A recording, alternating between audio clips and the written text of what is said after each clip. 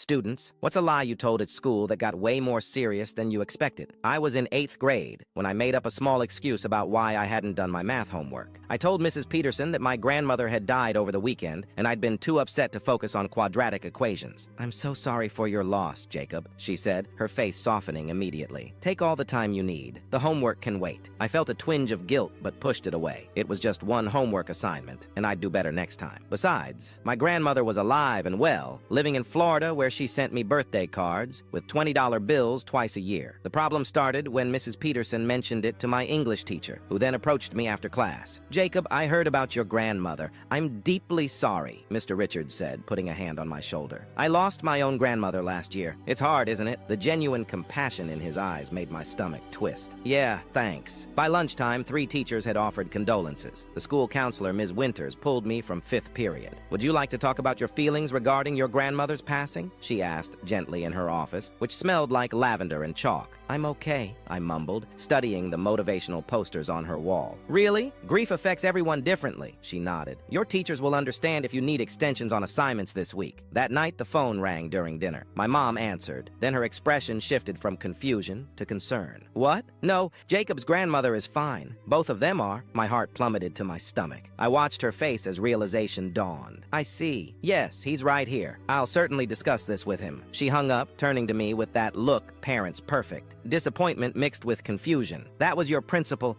Apparently, your grandmother died? I just needed more time for math homework," I whispered, my dinner going cold. "Jacob, how could you lie about something like that?" The next day was worse. Principal Donovan wanted to see me first thing. "Death isn't something to fabricate for convenience, Jacob," he said sternly. "We have 3 staff members who've lost family members this year. They went out of their way to support you." I stared at my shoes. "I'm sorry." "Sorry isn't enough. You'll write personal apologies to every teacher who expressed sympathy. You'll also help Ms. Winters organize the grief support materials in her office after school this week." Word spread among my classmates. Some thought it was hilarious. Others avoided me like I had some contagious disease of character. "Dude, that's messed up," my friend Ethan said at lunch. "My aunt actually died last year. It's not a joke." The worst moment came when Mrs. Peterson pulled me aside after I delivered my handwritten apology. "You know, Jacob," she said quietly, "my mother passed away during my first year of teaching. I stayed up all night grading papers when I got the call. I couldn't process it." She paused. "When you said your grandmother died, I immediately wanted to help because I remember how it felt." I couldn't look at her. I didn't think. That's right. You didn't think about how death affects people. It's not just an excuse. 3 years later, I still think about that lie.